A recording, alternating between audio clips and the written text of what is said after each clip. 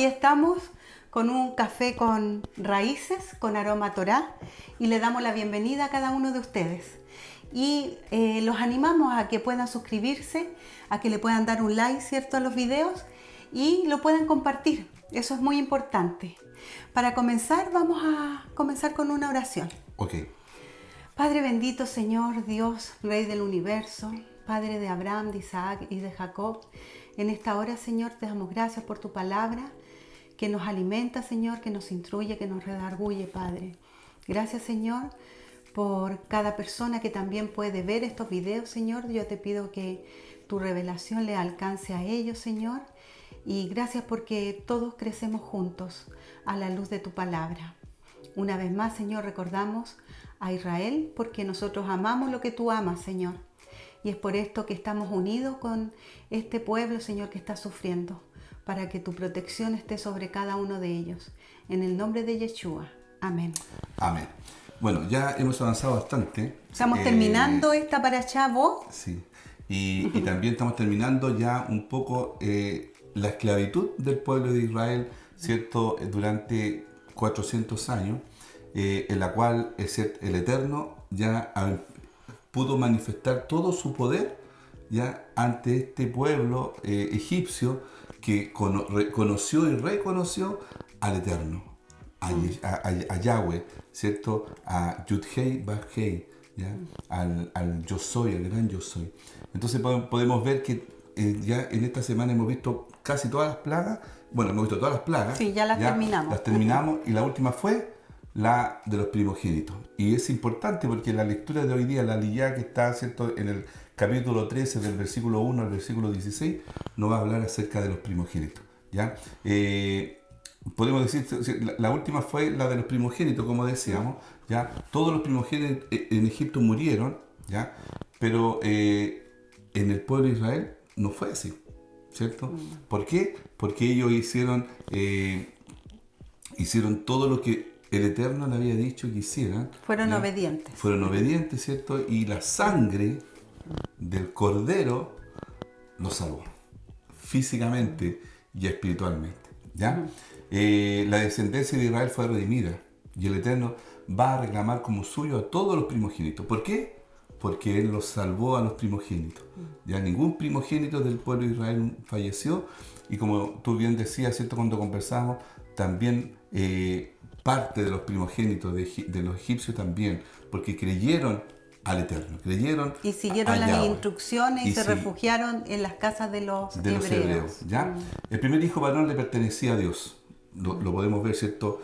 Con Isaac, por ejemplo, cuando partió Abraham, Isaac, Dios, ¿cierto?, fue su primogénito, y no fue Ismael, sino que fue Isaac. ¿Ya? Por lo tanto, ¿cierto?, el primer hijo de todos nosotros le pertenece al Señor, ¿ya? El primogénito tenía una labor muy importante que cumplir. ¿Cuál era? ¿Ya? Él era el que iniciaba una nueva generación, ¿ya? El que daba la partida, ¿cierto?, para que esta familia creciera. El primogénito se convertiría en el líder una vez que el padre, ¿cierto?, falleciera, ¿ya? Y era el heredero principal. Era el encargado de preservar el nombre del padre, ¿ya? Ser el líder de la familia, recibir la doble unción de la herencia y proteger, ¿cierto?, a sus hermanas solteras, porque él era el protector. Además, el primogénito le pertenecía a Dios, como decíamos recién, ¿cierto?, especialmente porque el Eterno los protegió esa noche, ya que cuando salieron de Egipto. El primogénito era considerado una primicia. Además, tenía el honor de ser el sacerdote de la familia antes de los levitas. Después, a medida que pasa la historia, ¿cierto?, vamos a ver cómo cambia esta figura, ¿ya? Entonces ahora ya vamos a partir con el capítulo 13, ¿ya? En la cual, según la palabra, es la consagración de los primogénitos. Ese es el título que tiene en la Reina Valera. En la Reina Valera, ¿ya? Entonces, Éxodo 13, del 1 al 3, ¿qué dice? Dice: Jehová habló a Moisés diciendo: conságrame todo primogénito, cualquiera que abre matriz entre los hijos de Israel, así de los hombres como de los animales míos son. Y Moisés dijo al pueblo: tened memoria de este día, en el cual habéis salido de Egipto y de la casa de servidumbre, pues Jehová os ha sacado de aquí con mano fuerte. por tanto no comeréis leudado. Aquí, ¿cierto?, nos puede llamar la atención la palabra tened memoria. Es necesario recordar esta cita, esta cena, que vamos a conocer como, más adelante lo vamos a conocer como Pesaj y como panes sin levadura. Dios pone un énfasis acá para que Moisés sea el encargado de hacer notar al pueblo que ellos deben tener memoria de todo lo que va a acontecer en ese día, ¿verdad? Esto está conectado también con la consagración de los primogénitos y con la memoria que debemos tener con la salida de Egipto. Estas dos situaciones, la cena está relacionada con la consagración de los primogénitos. Antes no entendíamos mucho, ¿te acuerdas que muchas veces lo hemos conversado y no entendíamos mucho esto de redimir al primogénito? Pero ahora, a través de este estudio, se aclararon varias dudas que nosotros teníamos, ¿cierto?, hace un tiempo atrás. Se debe pagar el precio por la redención del primogénito. Esto, bueno, lo vamos a ir conociendo más a fondo en las próximas aliyah. Sí, pero es importante lo que tú dices, porque al final nuestra memoria es muy frágil. Nos acordamos solamente del Eterno muchas veces cuando nos suceden cosas, ¿cierto?, y que es dolorosa en nuestra vida. Pero cuando pasamos en el desierto que vivimos, pasamos en los tiempos buenos de ese desierto, no nos acordamos. Y tal cual como le pasó en estos 40 años al pueblo de Israel, ¿cierto?, se olvidó. Por eso era importante recordarlo, y por eso que él hizo como este ritual de la cena, el ritual que se recuerda el cordero. Todo esto es como algo simbólico para que año tras año el pueblo recordara que a través de este evento, ¿cierto?, que Dios libertó al pueblo de Israel de Egipto, ese día los primogénitos les fue perdonada la vida, hubo una redención. Exacto.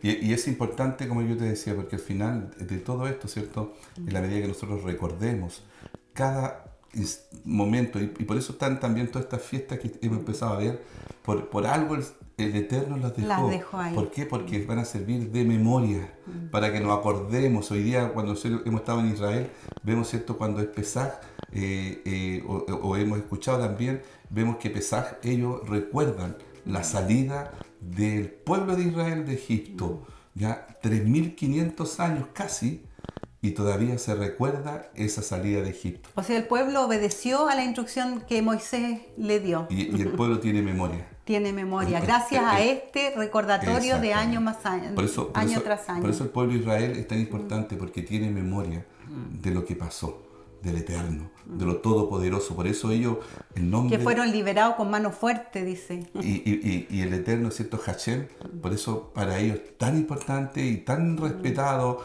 que muchas veces también decimos cosas, ¿cierto?, chistes y cosas... Livianamente. Y no debe ser así. ¿Ya? En el versículo 4 dice, vosotros salid hoy en el mes de Aviv. Este mes de Aviv es muy importante. El mes de Aviv se va a convertir en el primer mes del año bíblico. Es en el inicio de la primavera, cuando la cebada está Aviv, dice la palabra, o cuando la cebada está madura. Entonces este mes significa maduro. Y aquí comienza el conteo bíblico. A partir de ahí, los 12 meses del año. Correcto, y es importante que sepamos, ¿cierto? Y como bien decía Nati, que vamos a empezar a recordar las fiestas. Es el inicio del año, pero también es el inicio de la primera fiesta, ¿ya? Donde ellos recordarán la salida de Egipto, y donde nosotros hoy día recordamos la muerte, ¿cierto?, y la redención de nuestro Yeshua. ¿Ya? Coinciden las fechas, porque Dios no hizo nada por casualidad. Todo está marcado en tiempos, en citas señaladas, en Moadín. Así es. El versículo 5 dice, y cuando Jehová te hubiere metido en la tierra del Cananeo, del Eteo, del Amorreo, del Ebeo y del Jebuseo, la cual juró a tus padres que te daría tierra que destila leche y miel. Harás esta celebración en este mes. 7 días comerás pan sin levar, y el séptimo día... Sin leudar. Perdón, sin leudar. Y el séptimo día será fiesta para Yahweh. Por los 7 días se comerán panes sin levadura, y no se verá contigo nada leudado, ni levadura en todo tu territorio. Aquí me recuerdo, sigue la lectura, perdón. Y lo contarás en aquel día a tu hijo diciendo, se hace esto con motivo de lo que Yahweh hizo conmigo cuando me sacó de Egipto. Y te será como una señal sobre tu mano y como un memorial delante de tus ojos, para que la ley de Jehová esté en tu boca, por cuanto con mano fuerte te sacó Jehová de Egipto. Bueno, aquí mientras leía yo me recordaba de la aliyá que nos dio nuestra hermana Angélica, y que ella decía que Dios dio la instrucción en un día y nosotros celebramos, ¿cierto?, la fiesta de Pesaj o la fiesta de Pascua, el día que la palabra indica, el 14 del mes Aviv. Pero nosotros en la tradición cristiana se celebra un día viernes. Cualquier día que caiga es del mes, pero tiene que ser viernes, sábado y domingo. Y esa no es la instrucción de Dios. Ahí no hay obediencia como lo estaba pidiendo Moisés, que obedecieran en el día, ¿cierto? Que obedecieran en recordar, sino que es importante apegarnos a lo que la palabra nos enseña, nos redarguye y nos demanda también. Exactamente. Las escrituras mencionan varias veces que debemos celebrar las fiestas a Yahweh, ¿verdad? En Deuteronomio 16:2 dice, y sacrificarás la Pascua, Pesaj en hebreo, a Yahweh tu Dios, de las ovejas y de las vacas, en el lugar que Yahweh escogiera para que habite allí su nombre. Así, el Espíritu del Eterno, el Ruach HaKodesh, habita en ti. Tú eres templo del Señor. Por lo tanto, se celebra Pesaj donde quiera que tú estés, porque en ti puso su nombre, su autoridad. En Juan 4:21 dice, mas la hora viene y ahora es, cuando los verdaderos adoradores adorarán al Padre en espíritu y en verdad, porque también el Padre tales adoradores busca que le adoren. Donde quiera que el Señor habite, ahí está su nombre, allí se celebra Pesaj. Exactamente. Yo en este pasaje podemos ver también, como veíamos recién, ¿cierto?, que Pesaj es una de las primeras fiestas. Y esa no es una fiesta solamente para los judíos, sino todo aquel que cree en Yeshua, ¿cierto?, debe celebrar, porque él mismo dijo, si me amáis, guarda mis mandamientos. Por lo tanto, el Pesaj, ¿ya?, la muerte, ¿cierto?, del Cordero, de la redención, debemos celebrarla a todos. Recordarlo año a año. Exactamente. Y tú sabes que muchas veces nosotros somos más bíblicos que decimos, ¿cierto?, ser muy bíblicos. Es que, pero claro, en este pasaje, que es bíblico, no lo hacemos. Que él lo dice en Deuteronomio, ¿cierto? Donde él, allí habite él. Allí debemos celebrar. Y nosotros Pesaj. somos templos del Espíritu Santo. Y Pesaj, ¿cuál es esa fiesta? Es recordar la salida del pueblo de Israel con poder y autoridad, y el Todopoderoso lo sacó. Con ¿ya? mano firme. Con mano fuerte, como dice el pasaje, ¿cierto? Claro. Y lo otro es la muerte de nuestro Yeshua. Sí, porque está conectado. Está todo conectado. Y sin embargo, estamos aferrados a otras fiestas que no son mencionadas en ninguna parte en la Escritura. Exactamente. Y despreciamos esta, que Exactamente. es tan importante. Y en Jeremías 31:9 dice, irán con lloro, mas con misericordia los hará volver, y los hará andar junto a arroyos de agua por camino derecho, en el cual no tropezarán, porque soy a Israel por padre, y Efraín es mi primogénito. Esto es muy importante. Si recordamos, ¿cierto?, a José, cruzó las manos. Y le entregó, ¿cierto?, una bendición de primogénito a Efraín. ¿Y quién es Efraín? Nosotros somos Efraín. Exacto. Y tenemos doble porción, como lo veíamos al iniciar esta liyá. ¿Ya? Hay una gran importancia de recordar esta fecha, como el Eterno le dijo a Moisés, es necesario recordar cada mes de Aviv. El día 10 de este mes... Perdón, para decirte, Aviv más o menos, ¿cierto? Para las personas que nos están viendo, ¿cierto? Es entre marzo y abril. Debemos estar atentos. Ahí podemos buscar, ¿cierto?, más o menos cuándo va a ser este año. Esperamos, claro, mañana darle un día más o menos. Nosotros nos guiamos por el calendario gregoriano, pero aquí vemos que el Eterno tiene un calendario bíblico y debemos apegarnos, ¿cierto?, a hacer las cosas bíblicas bíblicamente, como lo hemos escuchado de Jim Stanley. ¿Ya? El día 10 para ¿qué dice? El día 10 de este mes era escogido el cordero y era inspeccionado. Los hebreos tenían que escoger un corderito, ¿cierto?, de un año y mirarlo si no tenía un huesito quebrado, si no tenía un pelo de otro color, tenía que ser completamente perfecto. Así también nuestro Mesías fue inspeccionado, ¿cierto? Toda la manera de inspeccionarlo lo encontramos en Levítico y en Éxodo. Más adelante igual vamos a poder estudiar esto en las próximas aliyá. Nuestro Mesías, si recordamos, si leemos bien la Biblia, dice que el 10 de Aviv, él fue inspeccionado por los fariseos, por los saduceos, por los herodianos y por Herodes mismo. Y no fue hallado en él culpa alguna. Tal cual, civil, ¿cierto? Igual que el cordero. Cuando salió el pueblo de Israel. Igual que el cordero la instrucción pascual que dio el Eterno, ¿cierto? Yahweh, lo mismo pasó con Jesús. Lo mismo. ¿Ya? Y el día 14 del mes de Aviv se debía sacrificar el cordero y su sangre se colocaba en los dinteles de las puertas. Y aquí hay un misterio, porque Moisés le dice a todo el pueblo lo que tenían que hacer.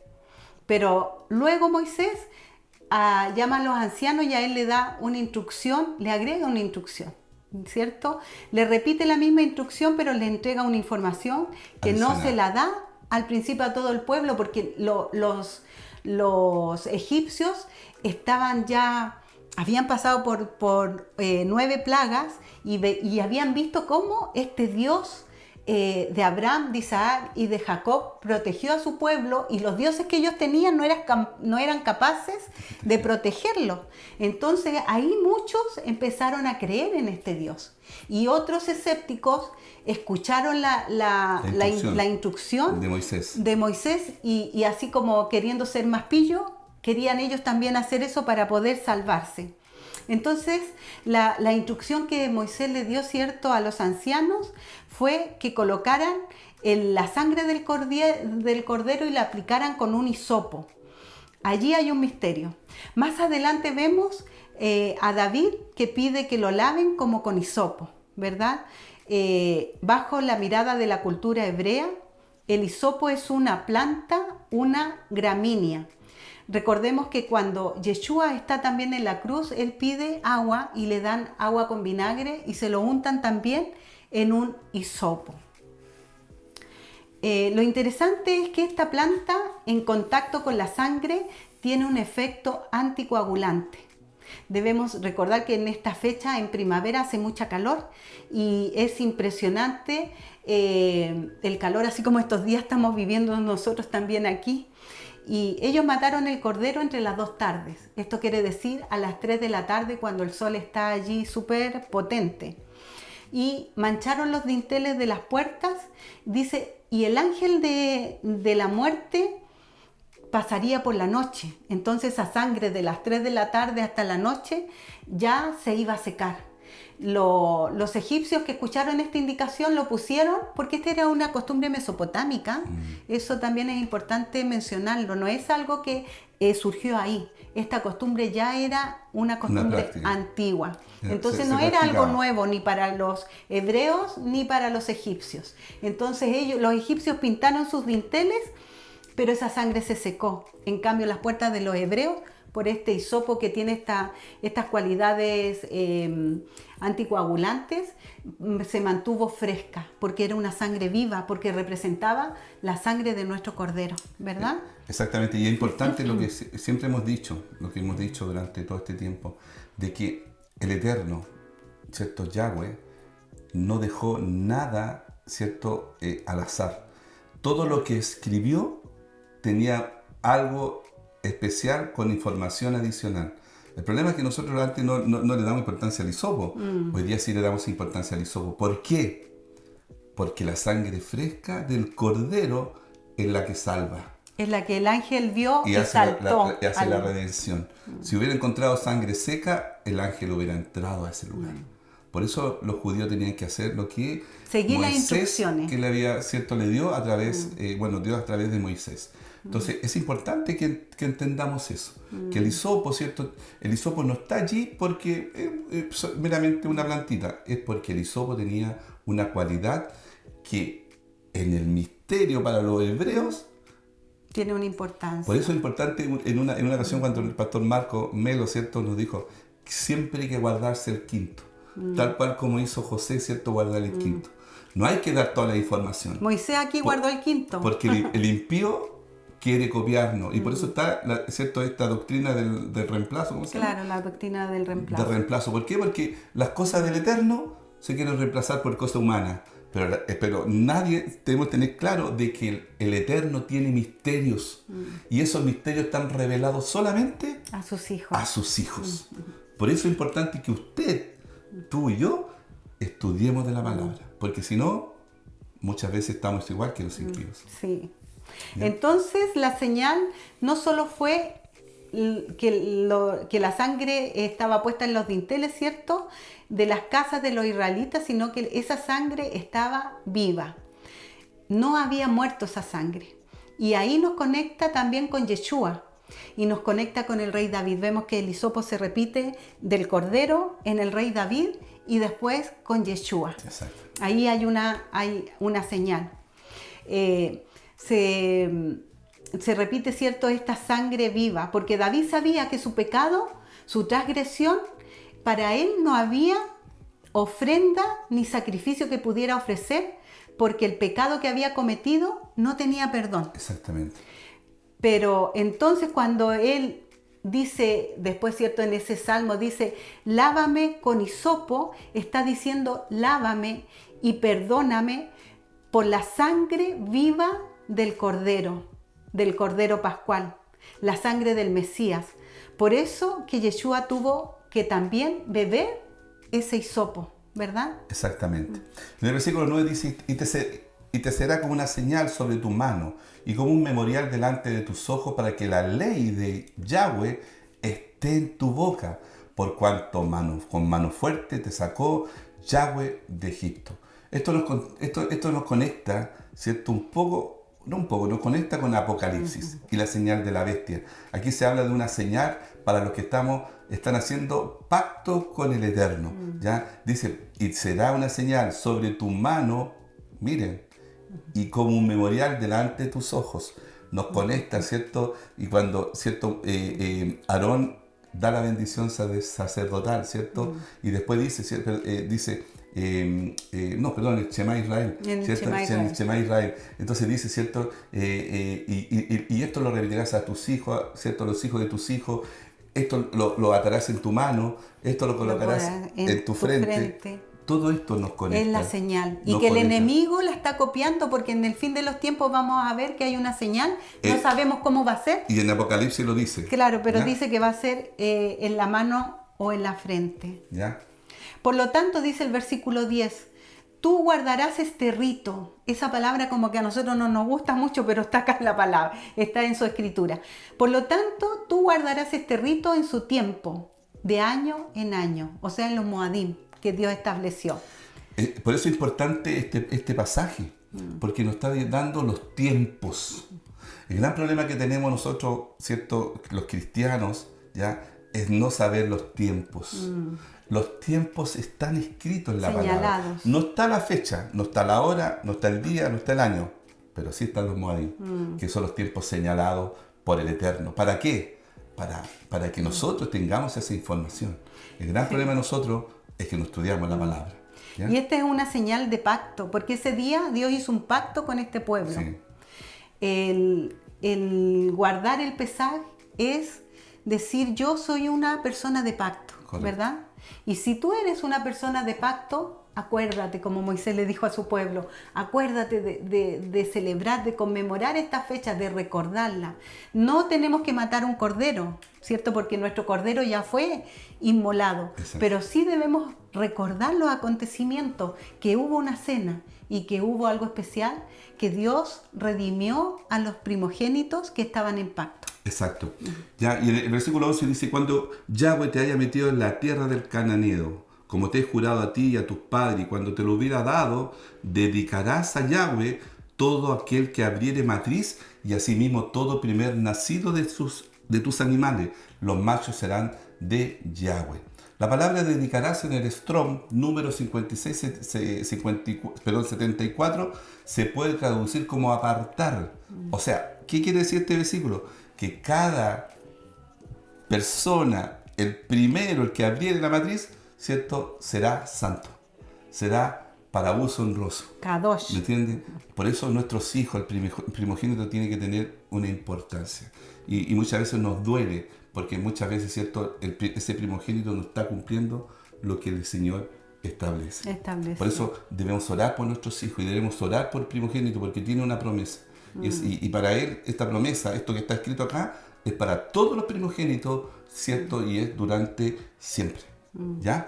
Los primogénitos serán apartados de la misma manera que Abraham fue apartado y llamado fuera de Babilonia. Así los primogénitos de la noche del Pesaj cruzaron a la vida, porque estaban destinados a morir aquella noche, pero el Eterno les perdonó la vida. Los redimió a través del Cordero. Exactamente. Más, dice el versículo 13, más todo primogénito de asno redimirás con un cordero, y si no lo redimieres, quebrarás su cerviz. También redimirás al primogénito de tus hijos. Esto es súper importante. ¿Por qué hay que redimir al burro o al asno? Este es un mandamiento que después, cuando veamos ya más en específico los mandamientos, los vamos a estudiar muy bien. Este es un mandamiento que es una sombra de nuestra propia redención. El Señor siempre enseña algo físico con algo espiritual con algo físico.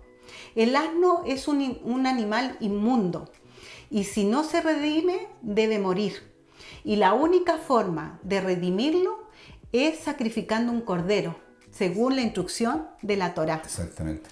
¿Qué representa el asno en la escritura? Porque recordemos que las escrituras se interpretan a sí mismas. Ya no debemos ir a un diccionario y ver qué es un asno, debemos buscar la escritura que dice que es un asno. Correcto. Y eso lo encontramos en Oseas 8, del 8 al 9, que dice: devorado será Israel, pronto será entre las naciones como vasija que no se estima, porque ellos subieron de Asiria como asno montés, para sí solo. Efraín con salario alquiló amantes. Esto es muy importante. Si pueden, lean Oseas el capítulo completo. A Israel o a Efraín se le conoce como asno montés. El asno es una sombra de Efraín. Efraín representa el reino del norte, compuesta por las 10 tribus, cuya capital sabemos que es Samaria. Estas 10 tribus terminaron esparcidas por las naciones, olvidando sus nombres, olvidando su religión, olvidando su idioma, olvidando sus tradiciones, olvidando sus fiestas, olvidando su fe. Efraín se va a convertir en las ovejas perdidas de la casa de Israel. Efraín, al ser esparcidas, se convirtieron en gentiles. Jesús vino por las ovejas perdidas de la casa de Israel. Si escuchas la voz del pastor y estás entendiendo estas cosas, eres una de las ovejas perdidas de la casa de Israel. A Efraín Dios le llamó asno montés.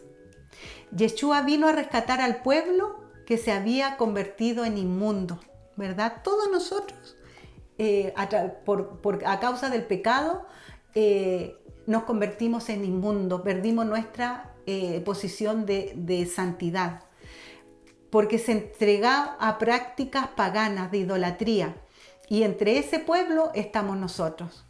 Nuestro Mesías vino a redimir a su esposa y la compró con precio de sangre. Cuando el Mesías hizo su entrada triunfal previo a la fiesta de Pascua, ¿verdad?, del día 10 de Aviv, ahí, ¿cierto?, se apartaba el cordero. Ese día 10 de Aviv se apartaba el cordero. Ese día Yeshua entró en su entrada triunfal. Yeshua le pide... ¿Montado en qué? En un burro. En un asno, ¿cierto? En un asno montés. Yeshua le pide a sus discípulos que le traigan un asno que estaba atado junto a su mamá Asna. Y nuestro Mesías entró montado en un asno, en un pollino, un primogénito de Asna que debía ser redimido, que debía ser redimido. Porque Yeshua vino a rescatar al primogénito de Dios que se había perdido, a Efraín, a las ovejas perdidas de la casa de Israel que se habían perdido entre las naciones. Esta imagen es muy conmovedora. Yo cada vez que la cuento lloro, menos mal que aquí no estoy llorando. De la misma manera que Israel fue instruido a apartar a los primogénitos para el Señor y redimir al asno con un cordero, si no, debían quebrarle la cerviz, ¿verdad? Por esta razón, el que no es redimido por el Mesías debe morir, porque la paga del pecado es muerte. Es increíble este símil del burro, ¿cierto?, que debía ser redimido, si no, había que quebrarle la cerviz, con este pollino que entró y él mismo cargó el cordero. El burro debía ser redimido con un cordero, y Yeshua redimió al cordero porque él estaba sentado sobre, redimió al burro porque nuestro cordero estaba sentado sobre este pollino. Es tremenda esta enseñanza. Es importante esta enseñanza, porque debemos siempre, como decía Nati, siempre dice, ¿cierto? Siempre hay una equivalencia. Lo que fue será, lo que pasó, ¿cierto? Se repite. En el Antiguo Testamento lo podemos ver, ¿cierto?, en el Nuevo. Y lo que tú dices es tan cierto. O sea, el mandamiento era de que para poder ser redimido, ¿cierto?, el primogénito de un asno debía ser redimido por un cordero. ¿Y qué es lo que hizo Jesús, como tú bien dices? Él entró en la gran entrada triunfal. Búsquelo en su palabra, ¿cierto? Dice que él fue llevado encima de un asno. ¿Y a quién representaba ese asno? A Efraín, a nosotros, que éramos gentiles, que no conocíamos no conocíamos de su pueblo, de su idioma, de su fe, no conocíamos nada de eso. Y tal cual como dice, ¿cierto? Como dice Oseas.